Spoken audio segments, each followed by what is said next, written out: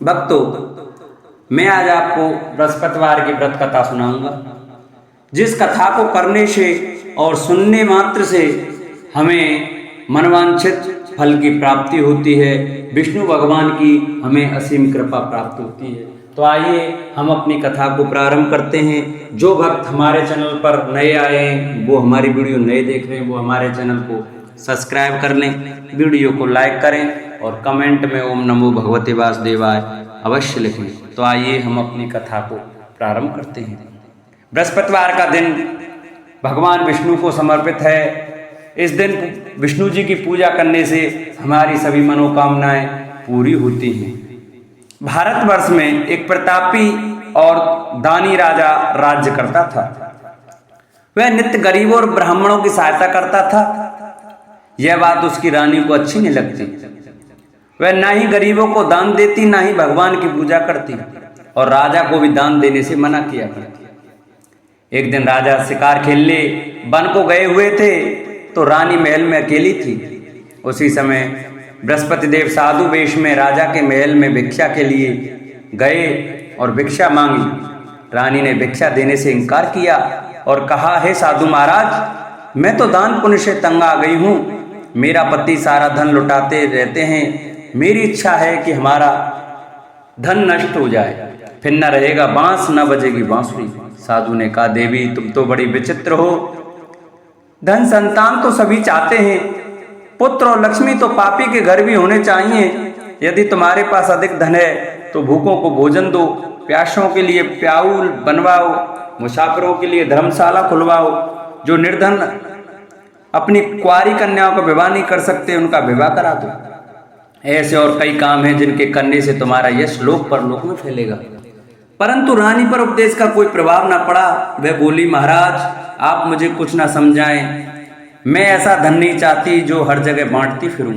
साधु ने उत्तर दिया, यदि तुम्हारी ऐसी इच्छा है तो तथास्तु। तुम ऐसा करना कि बृहस्पतिवार को घर लीपकर पीली मिट्टी से अपना सिर धोकर स्नान करना, भट्टी चढ़ाकर कपड़े धोना। ऐसा करने से आपका सारा धन नष्ट हो जाएगा।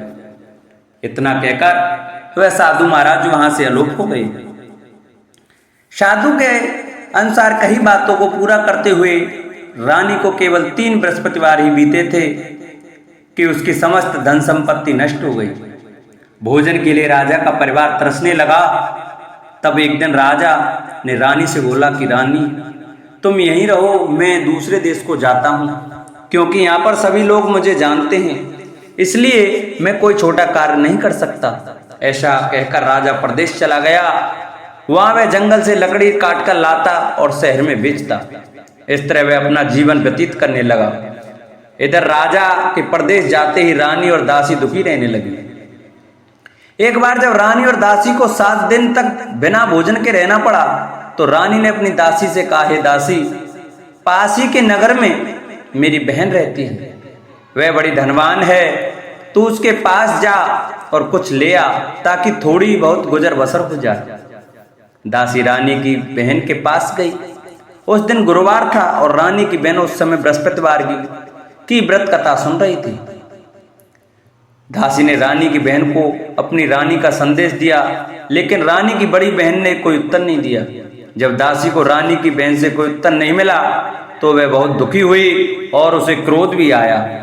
दासी ने वापस आकर रानी को सारी बात बता दी। सुनकर रानी ने अपने भाग्य को कोसा। उधर रानी की बहन ने सोचा कि मेरी बहन की दासी आई थी, परंतु उससे मैं नहीं बोली, इससे वह बहुत दुखी हुई होगी। कथा सुनकर और पूजन समाप्त करके वह अपनी बहन के घर आई और कहने लगी, हे बहन, मैं बृहस्पतिवार का व्रत कर रही थी, तुम्हारी दासी मेरे घर आई थी, परंतु जब तक कथा होती है तब तक ना तो उठते हैं और ना ही बोलते हैं, इसलिए मैं नहीं बोली। कहो दासी क्यों गई थी? रानी बोली, बहन तुमसे क्या छिपाऊं, हमारे घर में खाने तक को अनाज नहीं था। ऐसा कहते कहते रानी की आंखें भर आईं। उसने दासी समेत पिछले 7 दिनों से भूखे रहने तक की बात अपनी बहन को विस्तार पूर्वक सुना दी। रानी की बहन बोली, देखो बहन, भगवान बृहस्पति देव सबकी मनोकामना को पूर्ण करते हैं। देखो शायद तुम्हारे घर में अनाज रखा हो। पहले तो रानी को विश्वास नहीं हुआ। वह बहन के आग्रह पर अपने उसने अपनी दासी को अंदर भेजा तो उसे सचमुच अनाज से भरा एक घड़ा मिला। यह देखकर दासी की हैरानी हुई। दासी रानी से कहने लगी, हे रानी, जब हमको भोजन नहीं मिलता तो हम व्रत ही तो करते हैं, इसलिए क्यों ना इनसे व्रत और कथा की विधि पूछ ली जाए ताकि हम भी व्रत कर सकें। तब रानी ने अपनी बहन से बृहस्पतिवार व्रत के बारे में पूछा।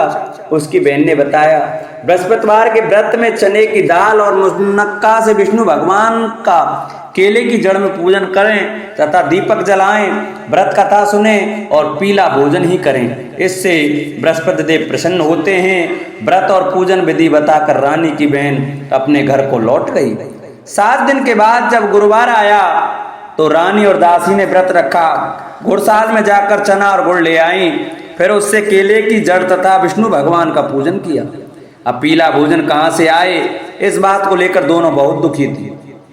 चूंकि उन्होंने व्रत रखा था इसलिए बृहस्पति देव उनसे प्रसन्न थे, इसलिए वे एक साधारण व्यक्ति का रूप धारण कर 2 थालों में सुंदर पीला भोजन दासी को दे गए। भोजन पाकर दासी बहुत प्रसन्न हुई, फिर रानी के साथ मिलकर भोजन ग्रहण किया। उसके बाद वे सभी गुरुवार को व्रत और पूजन करने लगी। बृहस्पति भगवान की कृपा से उनके पास फिर से धन संपत्ति आ गई, परंतु रानी फिर से पहले की तरह आलस्य करने लगी। तब दासी बोली, देखो रानी, तुम पहले इस प्रकार आलस्य करती थी, तुम्हें धन रखने में कष्ट होता था, इस प्रकार सभी धन नष्ट हो गया, और जब भगवान बृहस्पति की कृपा से धन मिला है तो तुम्हें फिर से आलस्य होता है। रानी को समझाते हुए दासी कहती है कि बड़ी मुसीबतों के बाद हमने यह धन पाया है, इसलिए हमें दान पुण्य करना चाहिए, भूखे मनुष्यों को भोजन कराना चाहिए और धन को शुभ कार्यों में खर्च करना चाहिए, जिससे तुम्हारे कुल का यश बढ़ेगा, स्वर्ग की प्राप्ति होगी और पितृ प्रसन्न होंगे। दासी की बात मानकर रानी अपना धन शुभ कार्यों में खर्च करने लगी, जिससे पूरे नगर में उसका यश फैलने लगा। बृहस्पतिवार व्रत कथा के बाद श्रद्धा के साथ आरती की जानी चाहिए, इसके बाद प्रसाद बांटकर उसे ग्रहण करना चाहिए। एक दिन राजा दुखी होकर जंगल में एक पेड़ के नीचे आसन जमा कर बैठ गया। वह अपनी दशा को याद करके व्याकुल होने लगा। बृहस्पतिवार का दिन था। एकाएक उसने देखा कि निर्जन वन में एक साधु प्रकट हुए। वह साधु वेश में स्वयं बृहस्पति देवता थे। लकड़हारे के सामने आकर बोले, हे लकड़हारे, इस सुनसान जंगल में तू चिंता मग्न क्यों बैठा है? लकड़हारे ने दोनों हाथ जोड़कर प्रणाम किया और उत्तर दिया, महात्मा जी, आप सब कुछ जानते हैं, मैं क्या कहूँ? यह कहकर रोने लगा और साधु को अपनी आत्मकथा सुनाई। महात्मा जी ने कहा, तुम्हारी स्त्री ने बृहस्पति के दिन बृहस्पति भगवान का निरादर किया है, जिसके कारण रुष्ट होकर उन्होंने तुम्हारी यह दशा कर दी। अब तुम चिंता को दूर करके मेरे कहने पर चलो तो तुम्हारे सब कष्ट दूर हो जाएंगे और भगवान पहले से भी अधिक संपत्ति देंगे। तुम बृहस्पति के दिन कथा किया करो, 2 पैसे के चने मुनक्का लाकर उसका प्रसाद बनाओ और शुद्ध जल से लोटे में शक्कर मिलाकर अमृत तैयार करो।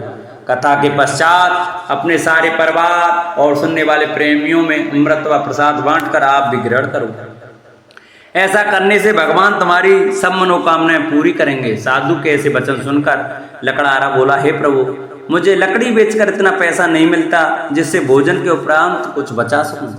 मैंने रात्रि में अपनी स्त्री को व्याकुल देखा है, मेरे पास कुछ भी नहीं है जिससे मैं उसकी खबर मंगा सकूं। साधु ने कहा, हे लकड़हारे, तुम किसी बात की चिंता मत करो।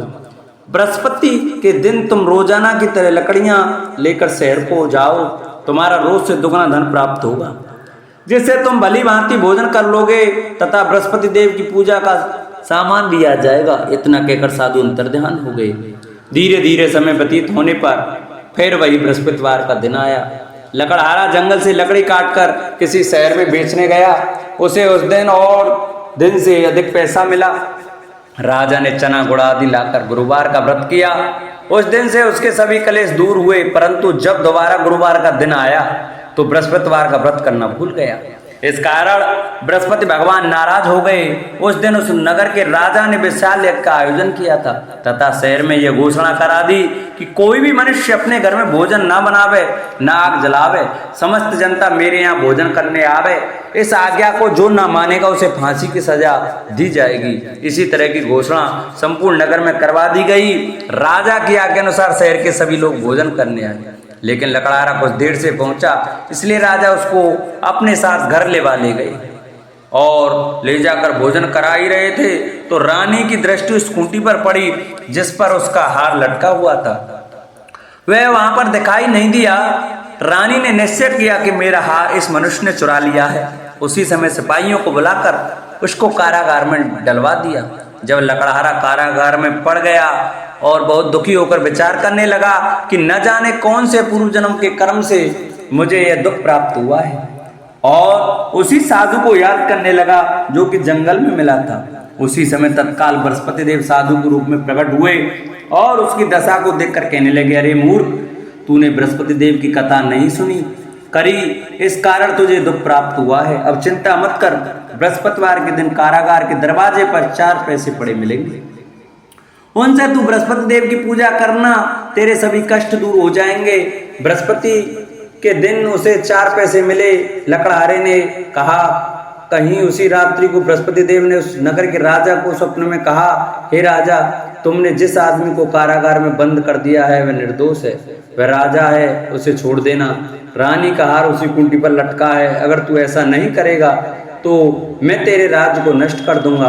इस तरह रात्रि के स्वप्न को देखकर राजा प्रातःकाल उठा और खूंटी पर हार देकर लकड़हारे को बुलाकर क्षमा मांगी तथा लकड़हारे को योग्य सुंदर वस्त्र आभूषण देकर विदा कर दिया। बृहस्पति देव की आज्ञा अनुसार लकड़हारा अपने नगर को चल दिया। राजा जब अपने नगर के निकट पहुंचा तो उसे बड़ा आश्चर्य हुआ। नगर में पहले से अधिक बाग, तालाब, कुएं तथा धर्मशाला, मंदिर आदि बन गए। राजा ने पूछा, यह किसका बाग और धर्मशाला है? तब नगर के सब लोग कहने लगे, ये सब रानी और बांदी के हैं। तो राजा को आश्चर्य हुआ और गुस्सा भी आया। जब रानी ने यह खबर सुनी कि राजा आ रहे हैं तो उन्होंने बांदी से कहा कि दासी, देख, राजा हमको कितनी बुरी हालत में छोड़ के गए थे, हमारी ऐसी हालत देखकर वह लौट ना जाएं, इसलिए तू दरवाजे पर खड़ी हो जा। आज्ञा अनुसार दासी दरवाजे पर खड़ी हो गई। राजा आए तो उन्हें अपने साथ लेवा लाई। तब राजा ने क्रोध करके अपनी रानी से पूछा कि यह धन तुमने कैसे प्राप्त किया? तब उन्होंने कहा, हमें यह सब धन बृहस्पति देव के इस व्रत के प्रभाव से प्राप्त हुआ है। राजा ने निश्चय किया कि 7 रोज बाद तो सभी बृहस्पति देव का पूजन करते हैं, परंतु मैं प्रतिदिन दिन में 3 बार कहानी तथा रोज व्रत किया करूंगा। अब हर समय राजा के दुपट्टे में चने की दाल बंधी रहती तथा दिन में 3 बार कहानी कहता। एक रोज राजा ने विचार किया कि चलो अपनी बहन के यहाँ हुआ मैं। इस तरह निश्चय कर राजा घोड़े पर सवार हो अपनी बहन के यहाँ चलने लगा। मार्ग में उसने देखा कि कुछ आदमी एक मुर्दे को लिए जा रहे हैं। उन्हें रोककर राजा ने कहा, अरे भाइयों, मेरी बृहस्पति देव की कथा सुन लो। वे बोले, लो, हमारा तो आदमी मर गया है, इसको अपनी कथा की पड़ी है। परंतु कुछ आदमी बोले, अच्छा कहो, हम तुम्हारी कथा भी सुनेंगे। राजा ने दाल निकाली और जब कथा आदि हुई कि मुर्दा हिलने लग गया, और जब कथा समाप्त हो गई तो राम राम कह के मनुष्य उठकर खड़ा हो गया। आगे मार्ग में उसे एक किसान खेत में हल चलाता मिला। राजा ने उसे देख और उससे बोला, अरे भैया, तुम मेरी बृहस्पतिवार की कथा सुन लो। किसान बोला, जब तक मैं तेरी कथा सुनूंगा तब तक 4 हरैया जोत लूंगा, जा अपनी कथा किसी और को सुनाना। इस तरह राजा आगे चलने लगा। राजा के हटते ही बैल पछाड़ खाकर गिर गए तथा किसान के पेट में बड़ी जोर का दर्द होने लगा। उस समय उसकी माँ रोटी लेकर आई। उसने जब यह देखा तो अपने पुत्र से सब हाल पूछा और बेटे ने सभी हाल कह दिया। तो बुढ़िया दौड़ी दौड़ी उस घुड़सवार के पास गई और उससे बोली कि मैं तेरी कथा सुनूंगी, तू अपनी कथा मेरे खेत पर चलकर ही कहना। राजा ने बुढ़िया के खेत पर जाकर कथा कही, जिसके सुनते ही वे बैल उठ खड़े हुए तथा किसान के पेट का दर्द भी बंद हो गया। राजा अपनी बहन के घर पहुंचा। बहन ने भाई की खूब मेहमानी की। दूसरे रोज प्रातःकाल राजा जागा तो वह देखने लगा कि सब लोग भोजन कर रहे हैं। राजा ने अपनी बहन से कहा, ऐसा कोई मनुष्य है जिसने भोजन नहीं किया हो, मेरी बृहस्पतिवार की कथा सुन ले। बहन बोली, हे भैया, यह देश ऐसा ही है कि पहले यहाँ लोग भोजन करते हैं, बाद में अन्य काम करते हैं। अगर कोई पड़ोस में हो तो देखाऊं। वह ऐसा कहकर देखने चली गई, परंतु उसे कोई व्यक्ति नहीं मिला जिसने भोजन ना किया हो। अतः वह एक कुम्हार के घर गई जिसका लड़का बीमार था। उसे मालूम हुआ कि उसके यहाँ 3 रोज से किसी ने भोजन नहीं किया है। रानी ने अपने भाई की कथा सुनने के लिए कुम्हार से कहा। वह तैयार हो गया। राजा ने जाकर बृहस्पतिवार की कथा कही, जिसको सुनकर उसका लड़का ठीक हो गया। अब तो राजा की प्रशंसा होने लगी। एक रोज राजा ने अपनी बहन से कहा कि हे बहन, हम अपने घर को जाएंगे, तुम भी तैयार हो जाओ। राजा की बहन ने अपनी सास से कहा। सास ने कहा, हाँ चली जा, परंतु अपने लड़के को मत ले जाना, क्योंकि तेरे भाई के कोई औलाद नहीं है।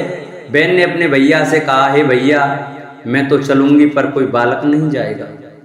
राजा बोला, जब कोई बालक नहीं चलेगा तब तुम भी क्या करोगी। बड़े दुखी मन से राजा अपने नगर को लौट आया। राजा ने अपनी रानी से कहा, वह निर्वंशी है, हमारा मुख देखने का धर्म नहीं है और कुछ भोजन आदि नहीं किया। रानी बोली, हे प्रभु, बृहस्पति देव ने हमें सब कुछ दिया है, वह हमें औलाद अवश्य देंगे।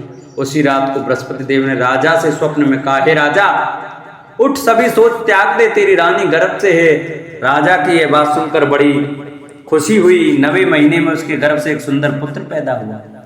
तब राजा बोला, हे रानी, स्त्री बिना भोजन के रह सकती है पर बिना कहे नहीं रह सकती।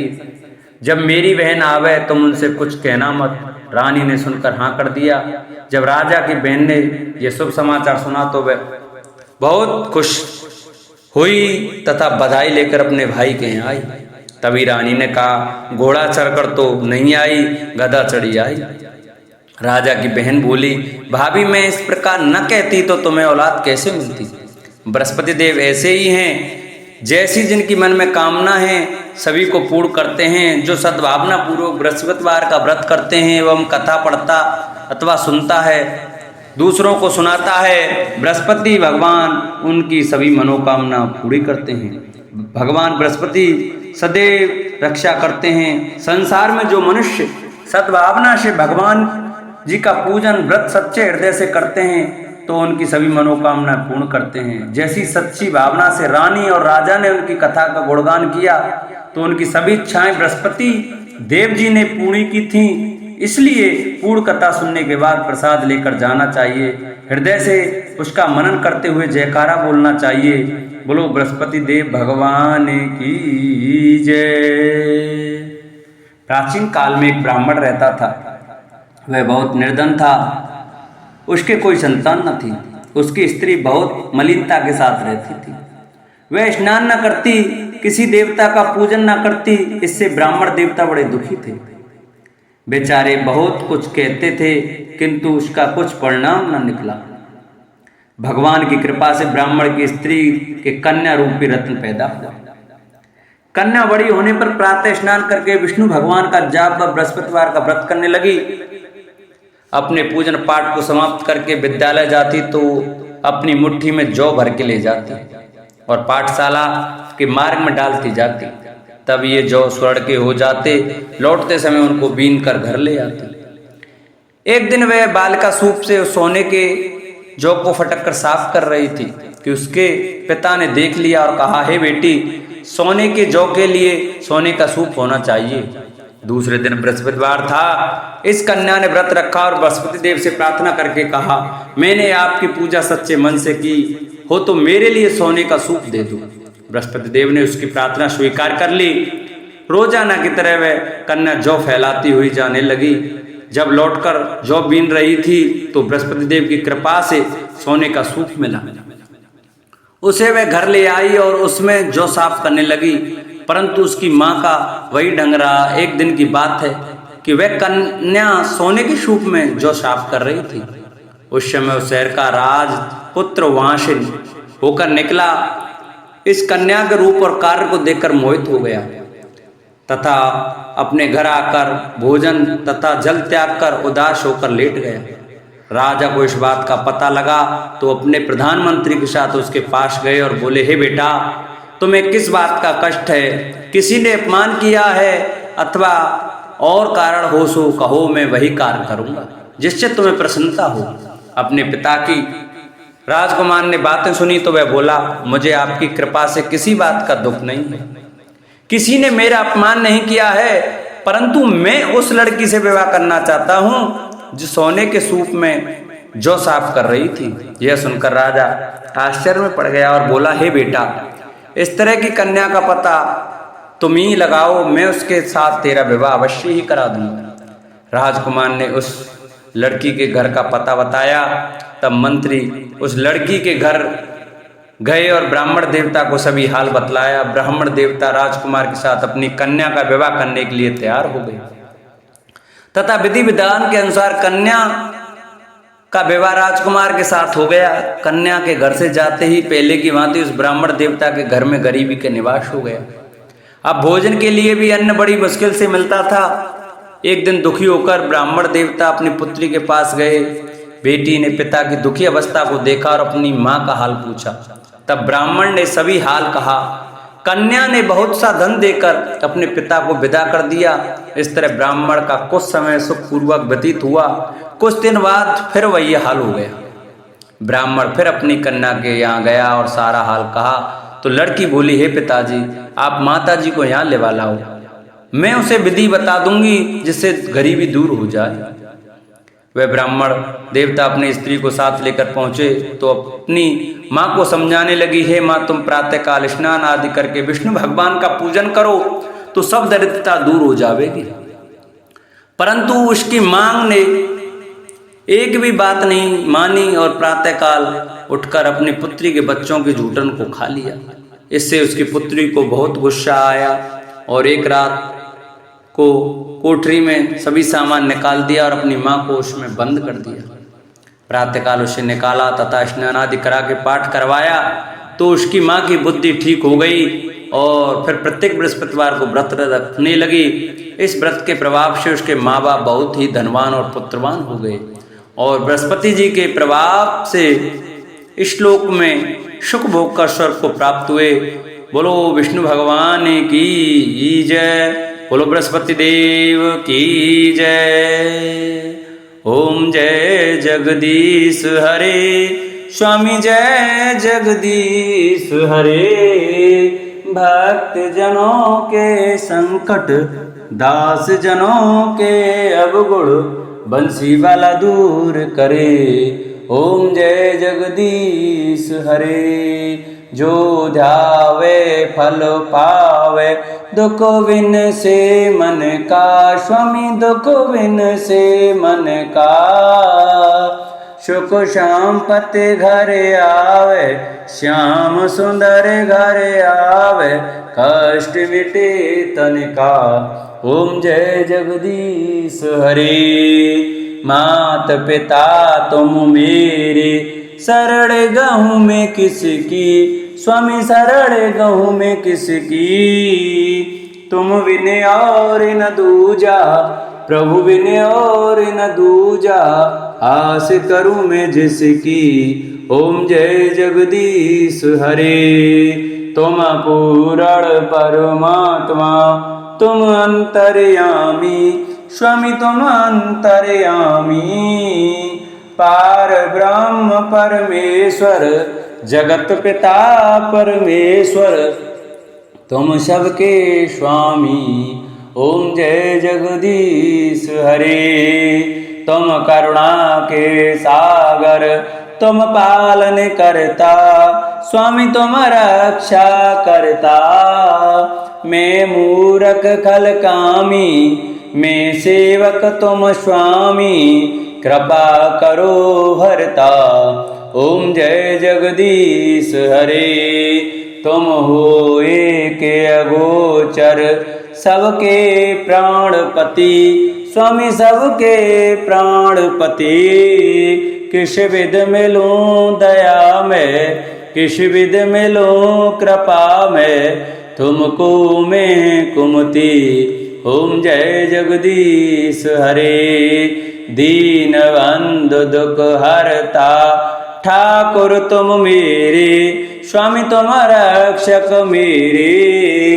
अपने हाथ उठाओ, अपने शरण लगाओ, द्वार पड़ा मैं तेरे। ओम जय जगदीश हरे। विषय विकार मिटाओ, पाप हरो देवा, स्वामी कष्ट हरो देवा। श्रद्धा भक्ति बढ़ाओ, श्रद्धा प्रेम बढ़ाओ, संतन की सेवा। ओम जय जगदीश हरे। तन मन धन सब कुछ है तेरा, स्वामी सब कुछ है तेरा, तेरा तुझको अर्पण, तेरा तुझको अर्पण क्या लागे मेरा। ओम जय जगदीश हरे, पार ब्रह्म जी की आरती जो कोई नर गावे, स्वामी प्रेम सहित गावे।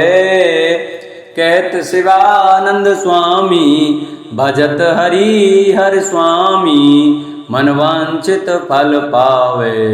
ओम जय जगदीश हरे, ओम जय जगदीश हरे, स्वामी जय दीननाथ हरे, स्वामी जय भोलेनाथ हरे, स्वामी जय सीताराम हरे, स्वामी जय राधे श्याम हरे। भक्त जनों के संकट, दास जनों के अवगुण, बंसी वाला दूर करे। ओम जय जगदीश हरे। बोलो विष्णु भगवान की जय, बोलो बृहस्पति देव भगवान की जय। जिन भक्तों को हमारी कथा अच्छी लगी हो वो हमारी कथा को ज़्यादा से ज़्यादा शेयर करें, जिससे और भी भक्त हमारी कथा का श्रवण कर सकें। हमारे चैनल को सब्सक्राइब करें, वीडियो को लाइक करें और कमेंट में ओम नमो भगवते वासुदेवाय, ओम बृहस्पतिदाय नमः लिखना न भूलें। बोलो बृहस्पति भगवान की जय।